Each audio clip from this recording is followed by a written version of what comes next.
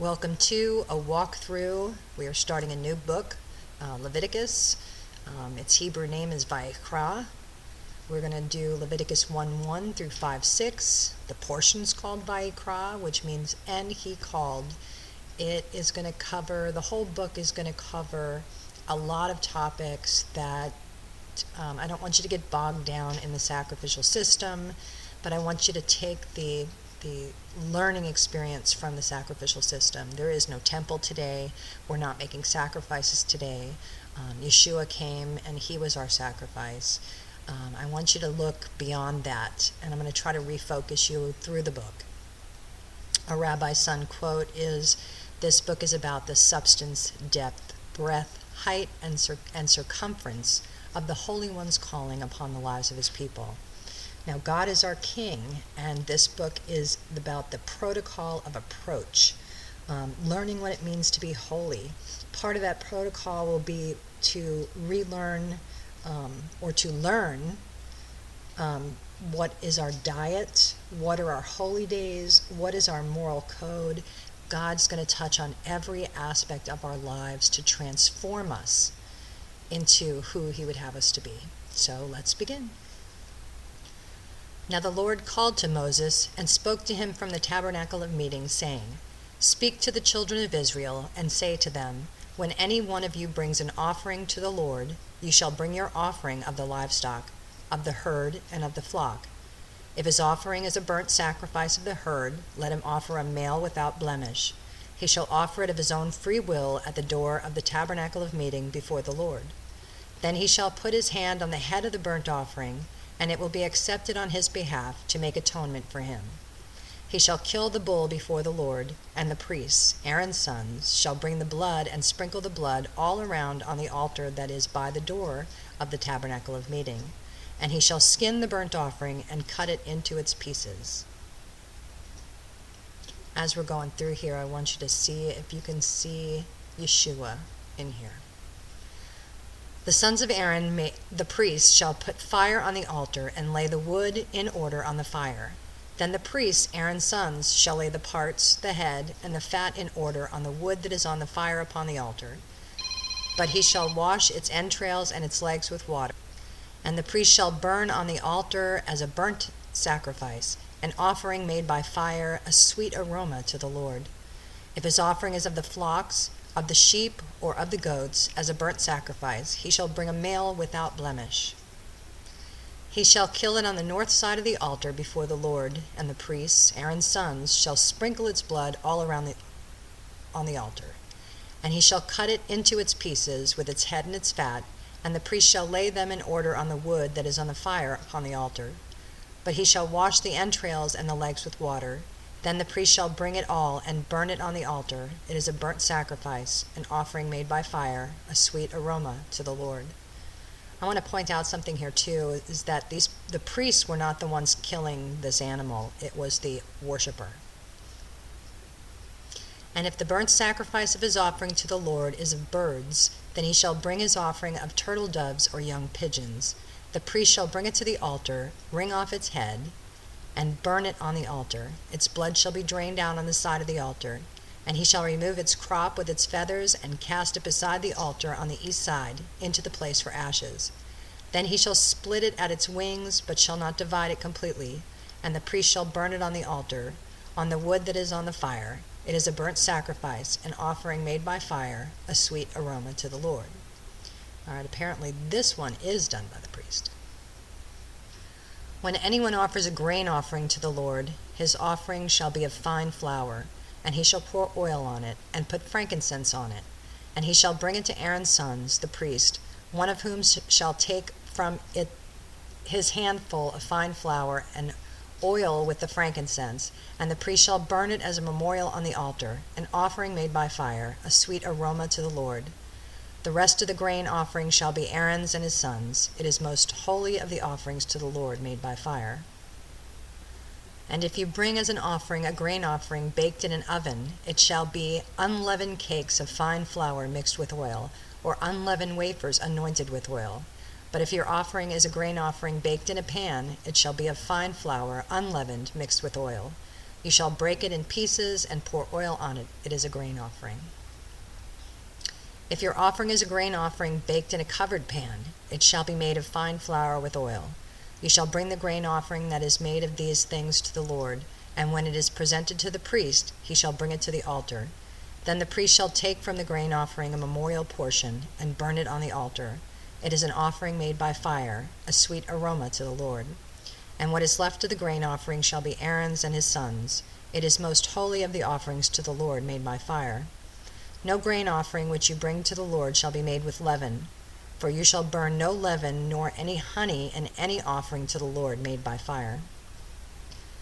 As for the offering of the firstfruits, you shall offer them to the Lord, but they shall not be burnt on the altar for a sweet aroma.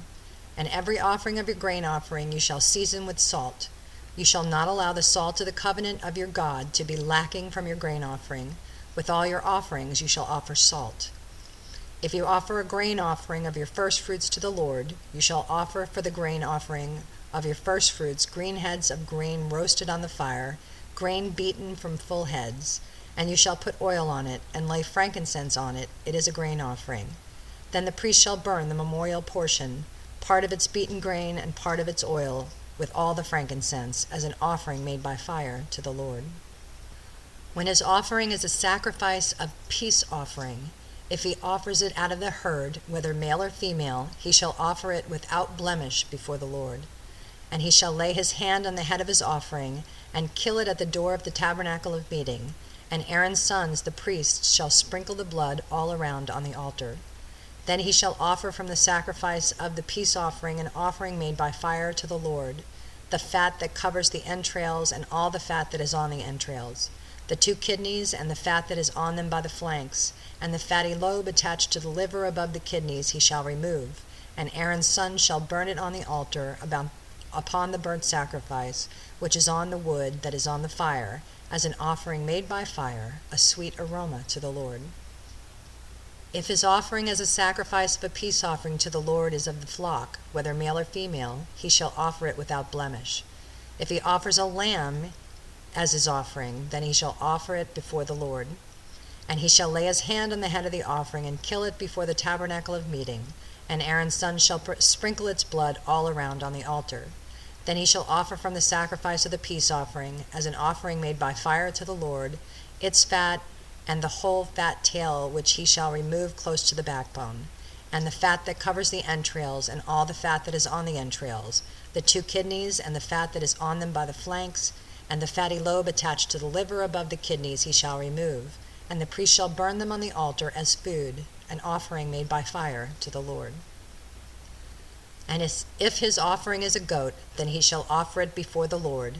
He shall lay his hand on its head and kill it before the tabernacle of meeting, and the sons of Aaron shall sprinkle its blood all around on the altar.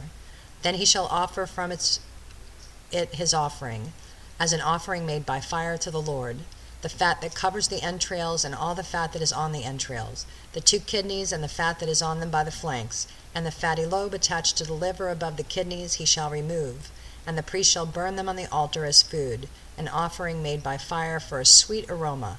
All the fat is the Lord's. This shall be a perpetual statute throughout your generations in all of your dwellings. You shall eat neither fat nor blood. So there's one of our first dietary restrictions. Now the Lord spoke to Moses, saying, Speak to the children of Israel, saying, If a person sins unintentionally against any of the commandments of the Lord in anything which ought not to be done, and does any of them, if the anointed priest sins, bringing guilt on the people, then let him offer to the Lord for his sin which he has sinned a young bull without blemish as a sin offering. He shall bring the bull to the door of the tabernacle of meeting before the Lord, lay his hands on the bull's head, and kill the bull before the Lord. Then the anointed priest shall take some of the bull's blood and bring it to the tabernacle of meeting. The priest shall dip his finger in the blood and sprinkle some of the blood 7 times before the Lord in front of the veil of the sanctuary. And the priest shall put some of the blood on the horns of the altar of sweet incense before the Lord, which is in the tabernacle of meeting. And he shall pour the remaining blood of the bull at the base of the altar of the burnt offering, which is at the door of the tabernacle of meeting. He shall take from it all the fat of the bull as the sin offering, the fat that covers the entrails, and all of the fat which is on the entrails, the 2 kidneys and the fat that is on them by the flanks, and the fatty lobe attached to the liver above the kidneys he shall remove, as it was taken from the bull of the sacrifice of the peace offering, and the priest shall burn them on the altar of the burnt offering. But the bull's hide and all its flesh, with its head and legs, its entrails and offal, the whole bull he shall carry outside of the camp to a clean place, where the ashes are poured out, and burn it on wood with fire. Where the ashes are poured out, it shall be burned. Now if the whole congregation of Israel sins unintentionally, and the thing is hidden from the eyes of the assembly, and they have done something against any of the commandments of the Lord in anything which should not be done, and are guilty, when the sin which they have committed becomes known, then the assembly shall offer a young bull for the sin, and bring it before the tabernacle of meeting. And the elders of the congregation shall lay their hands on the head of the bull before the Lord. Then the bull shall be killed before the Lord. The anointed priest shall bring some of the bull's blood to the tabernacle of meeting. Then the priest shall dip his finger into the blood, and sprinkle it 7 times before the Lord, in front of the veil. And he shall put some of the blood on the horns of the altar which is before the Lord, which is in the tabernacle of meeting, and he shall pour the remaining blood at the base of the altar of burnt offering, which is at the door of the tabernacle of meeting. He shall take all the fat from it, and burn it on the altar. He shall do with the bull as he did with the bull as a sin offering. Thus he shall do with it. So the priest shall make atonement for him, and it shall be forgiven them.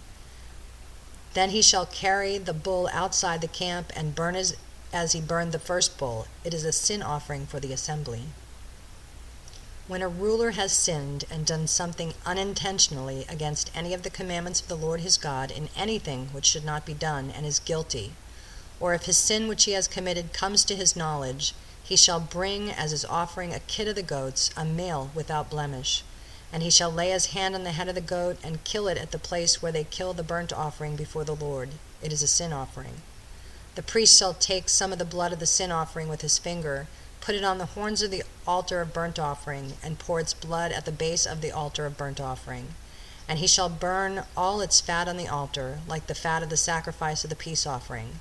So the priest shall make atonement for him concerning his sin, and it shall be forgiven him.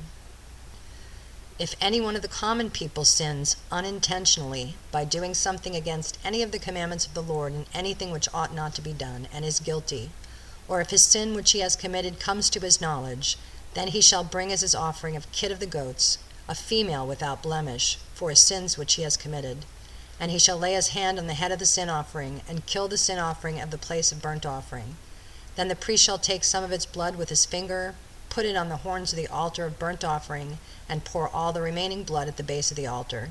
He shall remove all its fat, as fat is removed from the sacrifice of the peace offering, and the priest shall burn it on the altar for a sweet aroma to the Lord.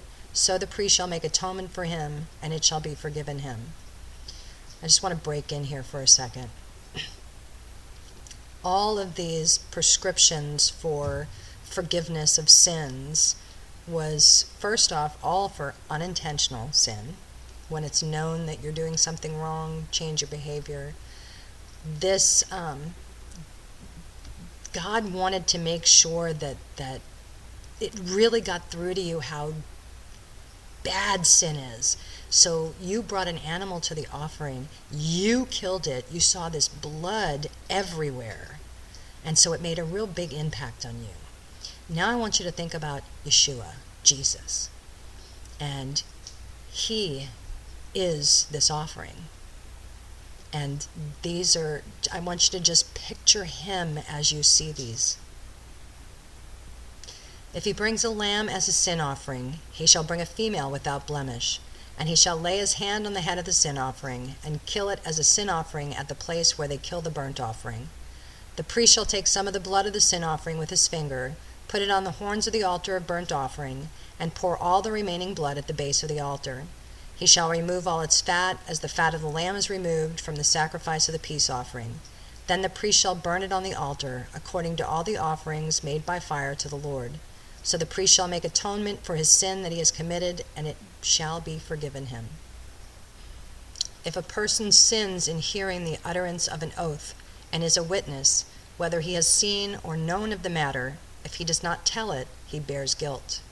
or if a person touches any unclean thing, whether it is the carcass of an unclean beast, or the carcass of an unclean livestock, or the carcass of an unclean creeping thing, and he is unaware of it, he also shall be unclean and guilty. Or if he touches human uncleanness, whatever uncleanness with which a man may be defiled, and he is unaware of it, when he realizes it, then he shall be guilty. Or if a person swears, speaking thoughtlessly with his lips to do evil or to do good, whether it is that a man may pronounce by an oath, and he is unaware of it, when he realizes it, then he should be guilty in any of these matters. I gotta say here that uncleanness doesn't necessarily equal sinfulness, but God is a God of separation. In the beginning, he separated light from darkness, earth from water, etc., etc. He also separates life and death, clean and unclean. It doesn't make any of these things, or the uncleanness, wrong. It's just, it needs to be separate. Again, the meaning of holy. And it shall be, when he is guilty in any of these matters, that he shall confess that he has sinned in that thing. And he shall bring his trespass offering to the Lord for his sin which he has committed, a female from the flock, a lamb or a kid of the goats as a sin offering, so the priest shall make atonement for him concerning his sin. If he is not able to bring a lamb, then he shall bring to the Lord for his trespass which he has committed 2 turtle doves, or 2 young pigeons, one as a sin offering and the other as a burnt offering. And he shall bring them to the priest, who shall offer that which is for the sin offering first, and wring off its head from its neck, but shall not divide it completely. Then he shall sprinkle some of the blood of the sin offering on the side of the altar, and the rest of the blood shall be drained out of the base of the altar. It is a sin offering. And he shall offer the second as a burnt offering according to the prescribed manner.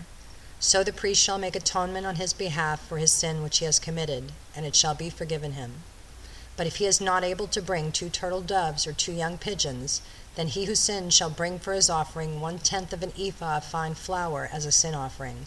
He shall put no oil on it, nor shall he put frankincense on it, for it is a sin offering. Then he shall bring it to the priest, and the priest shall take his handful of it as a memorial portion, and burn it on the altar according to the offerings made by fire to the Lord. It is a sin offering. The priest shall make atonement for him for his sin that he has committed in any of these matters, and it shall be forgiven him. The rest shall be the priest's as a grain offering. Then the Lord spoke to Moses, saying, If a person commits a trespass and sins unintentionally in regard to the holy things of the Lord, then he shall bring to the Lord as his trespass offering a ram without blemish from the flocks, with your valuation in shekels of silver according to the shekel of the sanctuary, as a trespass offering. And he shall make restitution for the harm that he has done in regard to the holy thing, and shall add 1/5 to it, and give it to the priest. So the priest shall make atonement for him with the ram of the trespass offering, and it shall be forgiven him. If a person sins and commits any of these things which are forbidden to be done by the commandments of the Lord, though he does not know it, yet he is guilty and shall bear his iniquity. And he shall bring to the priest a ram without blemish from the flock, with your valuation, as a trespass offering. So the priest shall make atonement for him regarding his ignorances in which he had erred and did not know it, and it shall be forgiven him. It is a trespass offering. He has certainly trespassed against the Lord. Now, this is supposed to go to, it says 5:26, and that's in the Tanakh. So it's actually going to go to chapter 6, verse 7. And the Lord spoke to Moses, saying, If a person sins and commits a trespass against the Lord by lying to his neighbor about what was delivered to him for safekeeping, or about a pledge, or about a robbery, or if he has extorted from his neighbor, or if he has found what was lost and lies concerning it, and swears falsely, in any one of these things that a man may do in which he sins, then it shall be, because he has sinned and is guilty, that he shall restore what he has stolen, or the thing which he has extorted, or what was delivered to him for safekeeping, or the lost thing which he found, or all that about which he has sworn falsely. He shall restore its full value, add 1/5 more to it, and give it to whomever it belongs on the day of his trespass offering. And he shall bring his trespass offering to the Lord, a ram without blemish from the flock, with your valuation as a trespass offering to the priest. So the priest shall make atonement for him before the Lord, and he shall be forgiven for any one of these things that he may have done in which he trespasses. All right, that's the end of this portion. Now, obviously, there's no sacrificial system today, but we do have a high priest in heaven, and his name is Jesus, or Yeshua. And he is there to make intercession for us every day. And even though you can't bring a goat to the temple, there are some principles here that you can do. So it's not all about, oh, we can't do this today, or you're right, we can't do this today. But some of the things you can. All right, for example, here, if you stole something, even, oops, I stole something, and then I realize, oh my gosh, I'm so sorry, this was yours, give it back to that person, plus a fifth more, and bless that person because you had originally cursed them. That is the principle to be taken from here. And there's lots more of them, and we're going to go through them one by one. So I hope you enjoyed this study. Leviticus is going to be very challenging for everyone, and amazingly, in Jewish households, this is the first book that kids start reading is Leviticus. So I guess maybe they want to get the hard stuff out of the way first. Anyway, we'll see you next time. Shalom, shalom.